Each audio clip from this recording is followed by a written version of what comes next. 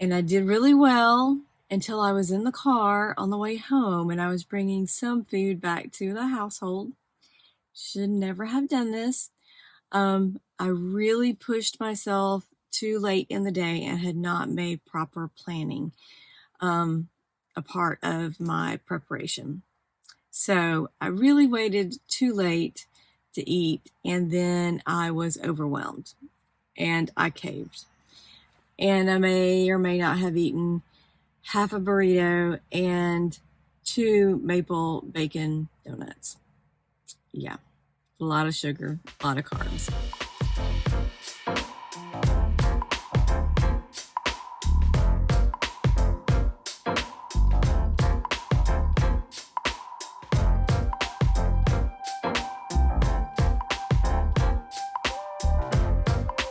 You're thinking, is carnivore hard? And if I do carnivore, is it going to consume my life? Well, if these are questions that you have regarding carnivore, those are the things that I'm going to address today. Hey friends, welcome to Homestead. And if you're new here, my name's Hope, and I am one of the voices of this channel. My husband, Michael, and I are in our 50s, and like everybody else, we're doing a lot of new things in our life, and we're experimenting with some things like starting a new business. And also, we are experimenting with carnivore. So today, I just wanted to hop on and make a quick video because in the midst of all that's going on, I realized that today is day 21 of our carnivore experiment. And I just wanted to share how we are adapting to a carnivore lifestyle. And I'm using the word lifestyle instead of diet because, well, first of all, diet is a 4-letter word and it just sounds restrictive. So we want to do something that is going to be a lifestyle and something that we can maintain, not just something that we do for 30 days and then walk away from and go back to our old bad habits. So we're trying to change habits. We're trying to create a lifestyle that is sustainable.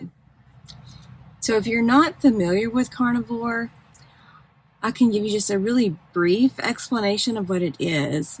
It's not so much, well, it is a diet, but it's a lifestyle. And there are a lot of different ways to do carnivore. Carnivore can be really strict carnivore where you only are eating meat products and you're not having any carbs whatsoever.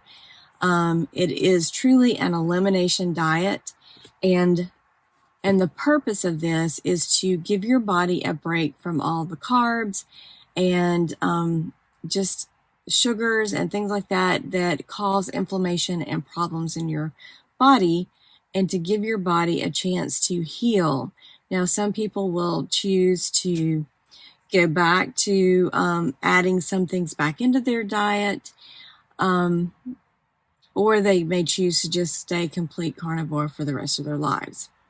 So there's strict carnivore, like I was describing. There's also a looser form of carnivore where you do have some dairy. That's kind of what we're doing right now. I do love my cheese, and I do love some occasional yogurt. We're not currently doing heavy whipping cream in our coffee right now, but coffee is also something that I'm not willing to get up. It is not animal-based, but it's something that I want to keep.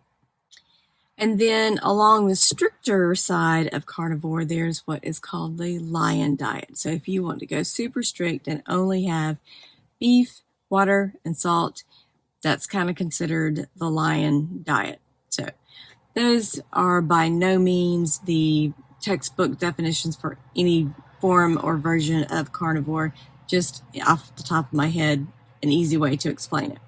So what we have chosen to do is attempt to do carnivore with dairy for at least 30 days and see how we're feeling, possibly longer than that. I'm leaning more toward now just adding a couple of things back in on occasion. So like I said, this is a 21-day update and just kind of letting you know how we're doing. First of all, the first week we really kind of slid into, and we basically did keto for a few days, or almost a week coming in. We weren't super strict carnivore from day one, so it's been a little on the light side. But for the most part, we have stuck to being pretty good about not having added carbs until last weekend. And over the course of the weekend, I was out of town. I was with my daughter and my son-in-law, and we were celebrating a baby shower. We had talked about food before I visited with them, so they had planned something for dinner that I could work with. I did pretty good Friday night. We had chicken legs, and I did eat a couple of pieces of fruit, little bite or two of grapes, and in preparation for the shower, but I felt like that wouldn't be too bad. Then Saturday morning, I was fasting, so food was not really an issue then either. And then I did really good. I passed on the breakfast burritos. I passed on the maple bacon donuts and the array of fruit, and held off. And I did really well until I was in the car on the way home, and I was bringing some food back to the household. Should never have done this. I really pushed myself too late in the day and had not made proper planning a part of my preparation. So I really waited too late to eat, and then I was overwhelmed and I caved. And I may or may not have eaten half a burrito and 2 maple bacon donuts. Yeah, a lot of sugar, a lot of carbs. And I paid the price for it for about 2 to 3 days afterwards. I started to feel muscle cramping and more intestinal issues again, and a weird pain in my knee. But thankfully, Sunday, I was able to just get back on track. And over the course of, like I said, about 3 days, those things started to clear up. So back to the 21-day catch up here. There are several non-scale victories, which are definitely the most important victories for me. First is that I've noticed right away within the first week an increase in my energy level, and I just didn't realize how sluggish I generally felt on a daily basis, but I definitely have a lot more energy, and I'm able to just go a lot harder throughout the day. Just not hard, but just more wide open. Secondly, I am sleeping so much better, and I think it's because I am so active during the day that once I hit the bed at night and I get still, I'm out within 10 minutes, and I'm sleeping pretty sound. If dogs don't wake me up, then I sleep through the night really well. And the third thing is that I shared in an earlier video that coming into carnivore, I was really getting concerned because I was starting to see my blood sugar creeping up and my blood pressure. I've never had issues with either of those before, but they definitely were on the high side. My blood sugar is still a little high. I'm not happy with that, but I am pleased to see that my blood pressure went from like 130 over 85 down to about 115 over 70 and has stayed pretty steady in that area for several days now. So, along the lines of weight loss, which is typically everybody's main concern when they're looking at a diet or lifestyle change, as I shared before, that's not my biggest goal, but definitely losing weight will help all the other issues. So I have had about a 5-pound weight loss, which is not huge, but that's 1.5 pounds to 2 pounds a week, which in my opinion is really good because I've not been hungry at all. I may be craving some things that I can't have or I'm not allowing myself to have right now, But for the most part, I have not gone to bed hungry. I have not had hungry moments at all. So another interesting thing that I have found is that carnivore, I thought would become like a bigger part of our lives. Like it would dictate so much more, and that would require so much more time in the kitchen preparing. And the reality is it has made things a lot simpler. It's been kind of like having a capsule wardrobe where if you have a wardrobe that only consists of just a few things, and they're your favorite things, and they're things that you feel good in, then when you go to the closet to choose an outfit for the day, you don't have a decision fatigue, and it's not overwhelming. Like you enjoy wearing everything that's in your closet. Well, it's kind of the same way with carnivore, is because you go to your refrigerator and there's a whole lot less stuff that you're not allowed to have, whatever.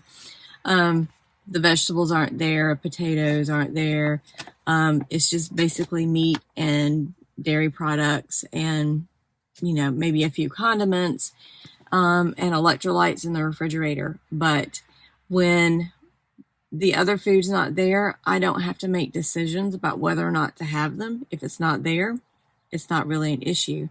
So I'm finding that having fewer choices really does make me question, am I really hungry when I walk to the refrigerator? If nothing in there looks appealing, then I'm probably not hungry. And so that's a different cue to learn to read in your own body.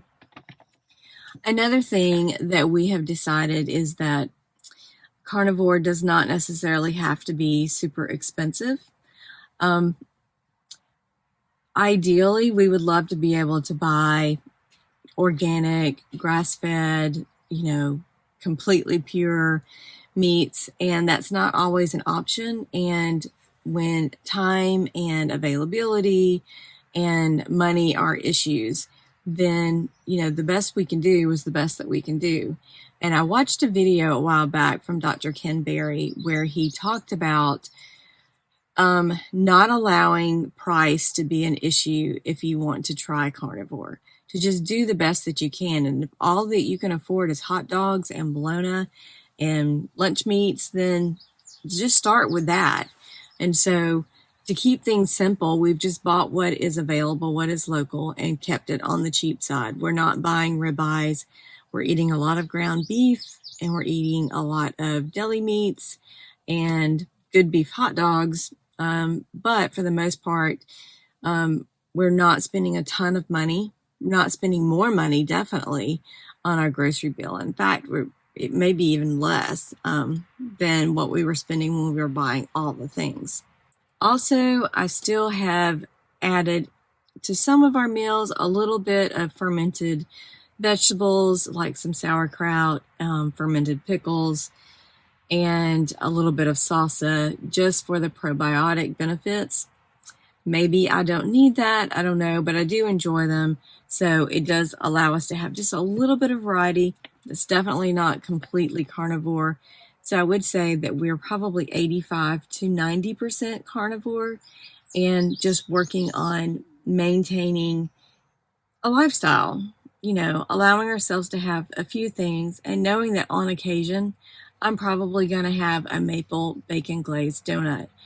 But the difference is now I will know what the consequences are for that and be able to weigh it a little more wisely, I guess. So there you have it. 21 days, gentle carnivore.